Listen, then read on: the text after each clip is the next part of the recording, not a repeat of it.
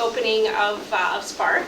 Spark is a week-long festival celebrating disability art in Calgary, but this year we were very fortunate to have artwork come all the way from Edmonton, from the Nina Haggerty Art Centre, and also from a studio in Hong Kong, which is hugely exciting. So art from all over the world is part of Spark this year. And we're very fortunate to have funding from the Canada Council to help us expand Spark in a number of ways.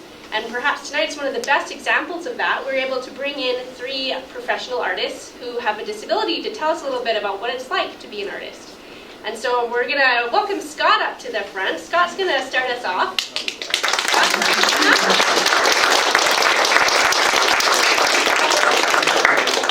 And I'll just share with you the blurb that's in the Spark program about Scott, but if you don't have one of these, there's lots on the counter there. Feel free to grab one on your way out. So, introducing Scott, what we have here is that Scott was born in Paris, France in 1958, and he's a regular at the Nina Haggerty Centre. He's fulfilling his dream of becoming an artist, and I believe it was last year that Scott was sponsored as a Stantec artist, is that right? Stantec Artist of the Year. And so what I think Scott and Paul are going to speak to you about tonight is the project Confusement, which is up all week long at a gallery in East Village called Loft 112. And it's fabulous, so I would really encourage you, if you have some time, to check out that exhibition because it's amazing. But take it away, Scott and Paul. Hello, my name is Scott Berry, and I work at Nina Haggerty. And what I'm doing is doing a story about Fred's thing about the picture here of the character of the Confusement is what people about life, about people, why people are staring at you, and why. And you feel like someone's watching you from everywhere you go to. You know, if you're going for a walk, or gone shopping, or gone to a movie, you feel like someone's watching you all the time. Because when people see this, it feels like you're being watched everywhere you went. And it feels very uncomfortable. And sometimes for me, or for anybody in this room, it feels like anyone can do that. Don't let that happen to you. It's because once in a while, when people do stare back at you, just ignore them. Because half of the time when they do that, they want to look at you. But sometimes when people stare at you back at you, it's not very nice to be stared back. Because it feels like you're being invaded and very embarrassed because you got other people looking at you with a very look, wondering, well, what kind of guy is this guy? What does he do for a living? What is he? They look, there he is walking differently, or she's in a wheelchair, or in a walker. Well, where I work in Nina Haggerty, there's quite a few people in wheelchairs and walkers. And what they have disabilities are totally different than my own. There are people who have wheelchairs and have walkers, wheelchairs with little speakers in front of them so they can talk. Some of them can't speak at all. So they have a little machine in front of their walkers. So if you want to talk to them, they use a little computer. So when people look at them, it makes them feel kind of the same thing. But most of the times, there's a young lady that works at Nina Haggerty, and she has a wheelchair like that. And like she always has a nice personality. But she has a machine, it makes her talk. She answers questions, and then she writes it down. And then when she wants to talk back to you, she uses her machine to talk back. Because she can't actually get words out of them. And I understand that with people, but I had that with kids. And I had a guy in school years ago. His name was Neil, and he's totally deaf.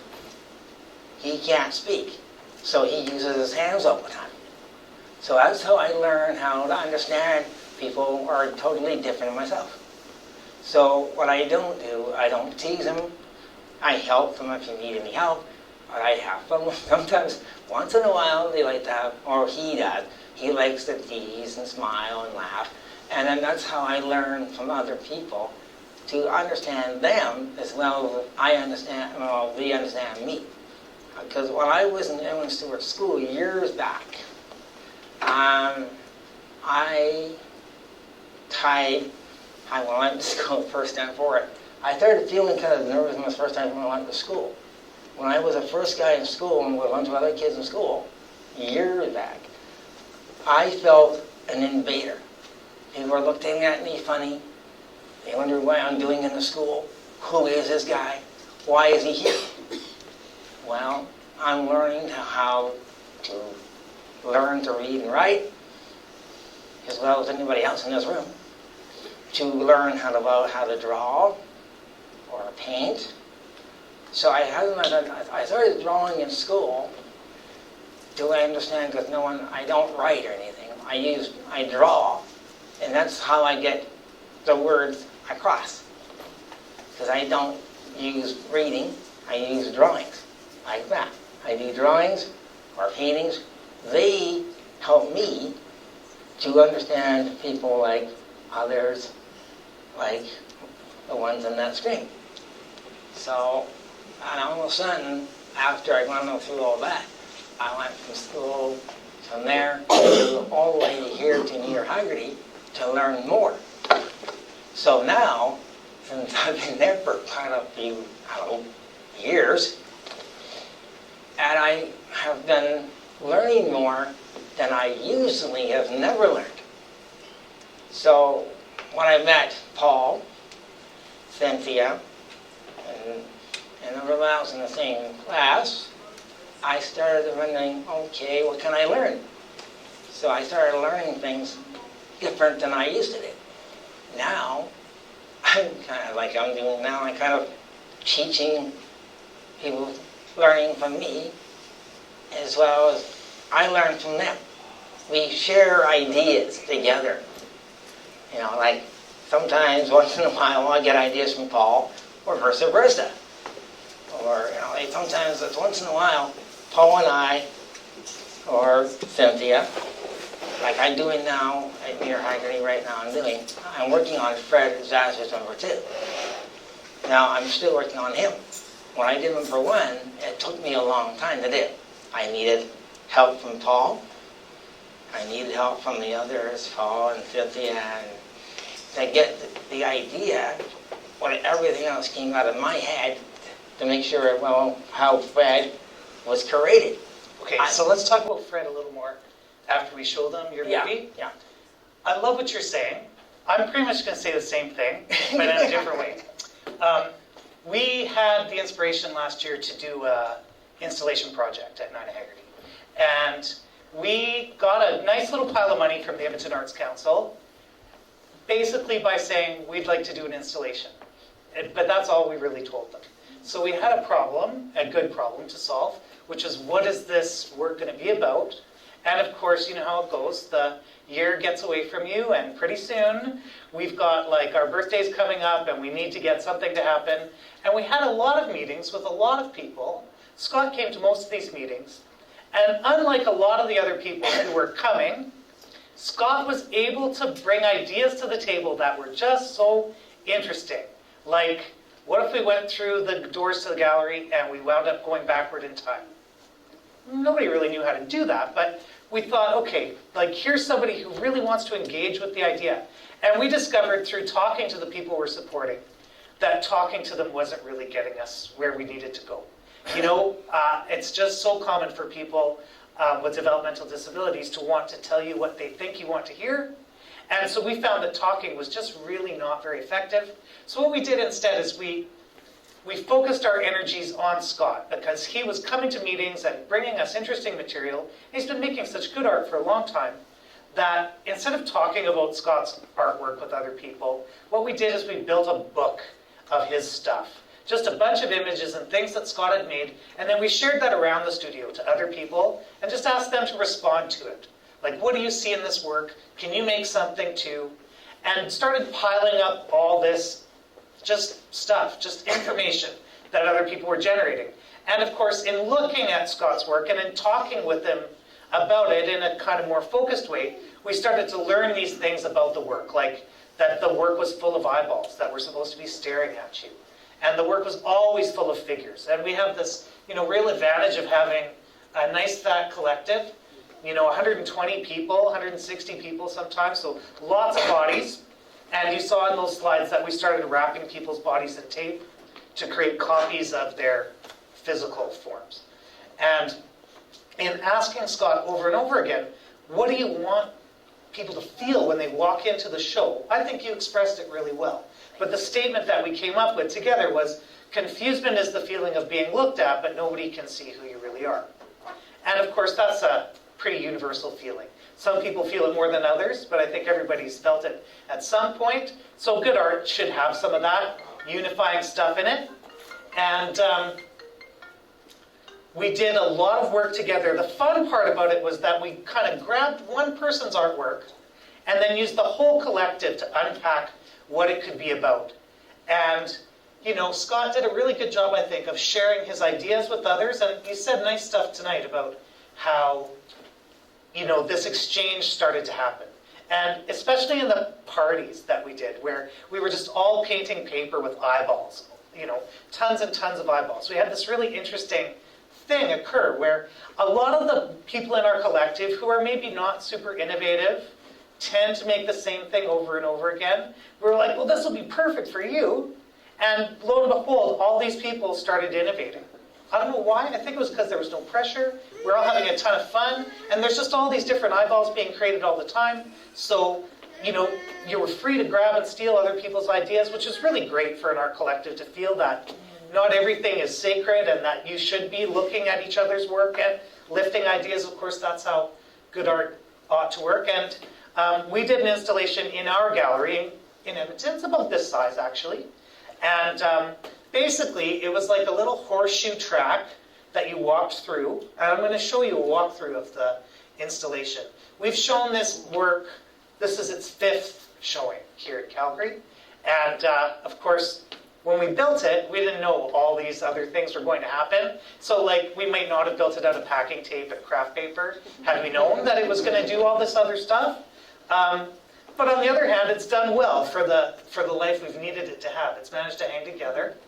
And here you can see Scott in his installation drawing. You know, he spent a couple days in there just sort of enjoying the work. And then we got an opportunity to show it in some windows downtown in Edmonton in the city centre mall. So this is Scott carrying work into those windows, and this is us rehabbing that. Do you remember peeling those awful stickers? That was terrible. Anyway, here it is again. Slightly different configuration with a big cloud of bodies above Raymond. You should tell everybody the story of When I made them, it came out of my idea. It came out of my idea. I thought of an idea by going to a museum or mannequin store or whatever. I wondered how in the world, how they make a mannequin up, right? So what I did is, I wanted to see how they were made. So I wanted to try one. So I told Paul and Cynthia and all that to help out with this idea of mine. Right? Okay, that's interesting. I have a different story. Maybe it's not true, I don't know. My story is, Scott went to Walt Disney World as a child, saw the wax museum, and always had this memory of these wax figures and wanted to make one. Because that was always curiosity. Is that also true? Yeah. Okay. Good. Because I was doing that because I wanted to know how they were made. And if I know they were made in the wax, I go, okay, how do these people make them? If they can do it out of wax, try it with wire and paper mache. But instead of doing it the way they do it with a real person. So I was used as a guinea pig. Right. And I thought it was kind of fun. He was the first. Now everyone's been wrapped to a certain degree. And it was really important in setting up the project to make sure that that wrapping of people happened in the middle of the studio so that people were kind of lining up wanting to be next, not being dragged off into some corner to be, encapsulated. So, or losing their body parts. and it's not that comfortable an experience. So having that, physically it's not that comfortable. So having a bunch of people around who are excited that you're participating and stuff was really important. And so we did show this work at our birthday last year. And then our friends from Stantec decided that they'd like to sponsor an artist, and I very quickly said, hey, how about Artist of the Year? And let's show this work a bunch of places. And so I want to show you a little walkthrough of the first installation. The very first one, all right.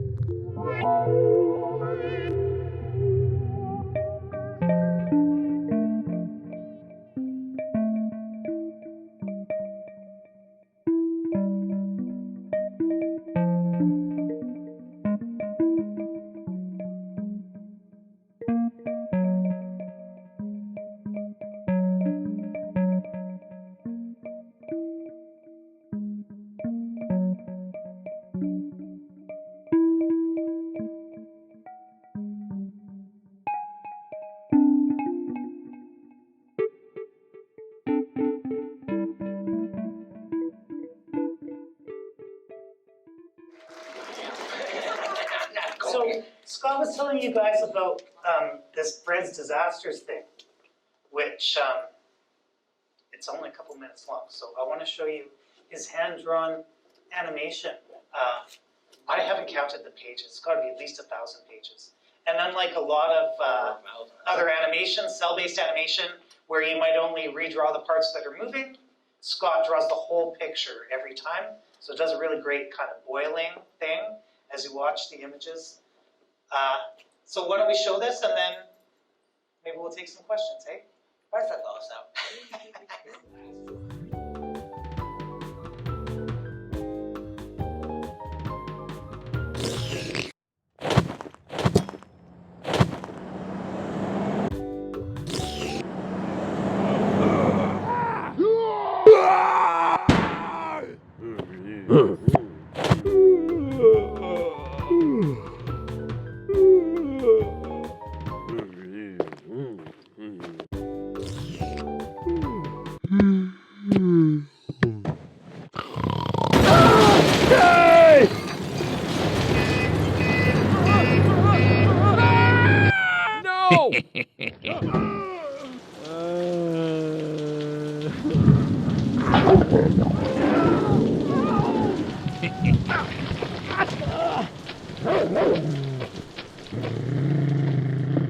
No!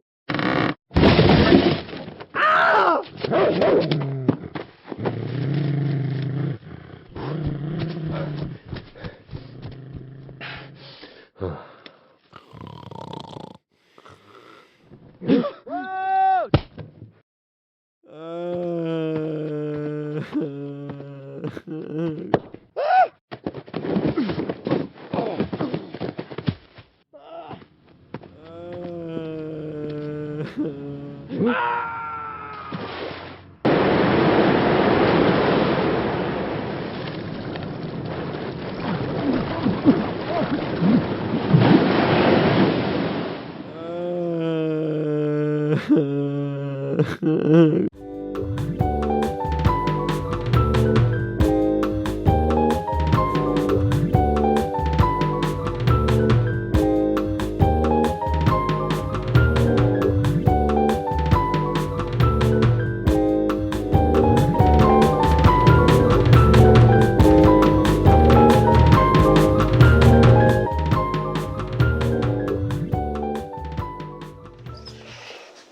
you have anything you want to say about the movie? Well, what I can think about the movie is that it was crazy. And funny. And silly. But it's like a teaching tool, too. It's like, don't do what he does. Don't do anything stupid like he does. Because that's what he's made for. He's there to teach people like adults or kids to be careful. Especially the one like going over that rock. Watch for his stepping. Okay? Because he wasn't watching where he was stepping. And he stepped over the rock, and he hit the flat rock, and he went flat that way. Because he wasn't looking where he was going. So that's what that tool is for. To teach where you watch where you're walking. For anybody, including myself. And just to teach people to be careful where you're stepping or watching where you're walking. Walk always both directions. Fred doesn't do that. and when I made him in the first part, when I did him, it took a while to make him. I had to make, like Paul said, I made him by page, one page at a time, to make him move each time. And it's not easy by doing it by hand. Not the computer, all by hand. And when I got it made by hand, then it started going onto the computer to see how it turned out. Like it was a new one. But it took me almost a whole summer. Almost. But right now I'm working on part 2. And part 2 is where Fred is where he left off, where at the end, when you saw the ending. That's where it's going to start from part 2. And when he's on the island by himself, there's going to be things happening to him there. I'm not going to tell you all the details until the whole thing gets put together onto a disc. And then when it gets done, I'll have both. I'm hoping it will turn out good, like the first one has. And then it does turn out good as well, when the road has. It would make it more funnier, like the third. But right now, I'm working on the second one. And Fred on the island right now, he's still on the island and all that kind of stuff. And I've been working on him for quite a while. But I go off and off with him. But most of the time, I'm working on him all day. But when I started doing this guy, it came out of a Mad magazine. And that's where I came out of it. I read Mad magazine, I go, okay. I kind of borrowed the idea from the Mad magazine, but not using the character in the Mad magazine. I used my own idea. Right. And we didn't bring any because we forgot. But Scott published a comic this year and got his movie online and got it shown in a couple of festivals. And he had the Confusement project. So big year for this guy. Do you have any questions? We're almost out of our half-hour time. So. I think I just... I think I got a couple questions over here for you, Scott. Go ahead. What gives you the inspiration to do your art?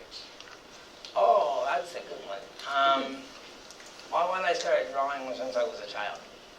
Cool. And when I started drawing at home when I was a kid. And my mother couldn't draw as well as I can. My mother couldn't even draw like I can. All she used to try is draw a bunch of stick men. Well, that didn't work out. So I started doing this drawing, and it totally amazed my mother and my dad. Because they never knew that one of her own sons was a nurse in the house. I kept it to a secret. Until now. But I started drawing all the time. I read my own comic books at home. I use ideas of my own, but I don't use, like Paul said, what I do is I use ideas of my own in my own head. I don't use someone else's idea because I kind of thought of it, but no, I kind of thought that wouldn't be fair because the guy that created the books before me wouldn't be fair to him. So, That's true. But I also heard you say today that you stole an idea from me. Yeah. Then you do the same thing to me too. But I started drawing when I was a child. It kept me busy all the time. When I grew up, I was in school, and my teacher says to me, "Hey, Scott, aren't you in here reading? Aren't you reading to learn to spell and words?" I was listening to him, but I was drawing at the same time. So he wasn't paying. He said, "What's he doing?" I go, "Oh, nothing much." And then he told me one day, this is years ago. I made a comic book in school. Many, many years ago. I don't know what happened to it then. One day, one of the artists from, I don't know what school it was, because that was very many years when I was, I don't know how old I was. And the person that came to my school, my principal said to me, "There's a guy who wants to see you." I go, "Okay, what for?" And he says, "About your comic you made." And I said, "Okay." So I took a look at it. And after a while, he wanted to take it and get it published into the newspaper, right? It never happened. I've never seen it after that. Because I said, "Okay, fine. May I see it after it gets done?" I haven't seen it since I moved out. But after a while, I said, "Well, it's okay. I don't care." So they can use it for someone else's idea. Fine. And that's what I'm doing now. I mean, I'm kind of teaching young ones, like Paul was saying. I'm teaching, it's neither Haggerty to learn myself, but teaching others. Some of them want to do what I do. I go, "Fine, that's okay. But I don't mind, but you use your own idea. You can use some of my ideas, but you can use your own imagination and made it your own idea." And so he did. And it took, for some, for me, but for others here like yourselves, and it takes, some of them will take a while longer, and I go, "That's fine, there's no rush, there's no hurry." And it takes you time to do what you like to do. And if you want to be a guitar player, or a piano player, or a school teacher, a dancer, well, that's fine, because that's what you like. I mean, it's part of art. And part of dancing is art. And there's people that dance, there's people that sing, people play guitars, and there's people that play instruments. And these are all artists, but they're all different kinds. And honestly, to me, it doesn't matter which way you do it. Make sure it's all in fun for yourself, not just to please your neighbor or whatever thing. Please yourself, because you're the one that's doing it. If you like what you're doing, because somebody else says, "Oh, change this or change that," it's up to you to decide to change that, not the person that's telling you. It's a person in here saying, "Okay, I want to change this on my own." It's okay to have a little bit of guidance, like Paul said, a bit of a guidance to help out. But all those times, for young women or young men, want to learn how to be artists, power to you, because it's not only fun, it keeps you busy. Good. Well, thanks, Scott. We've got to share the stage with some other people. So, thanks very much for having us.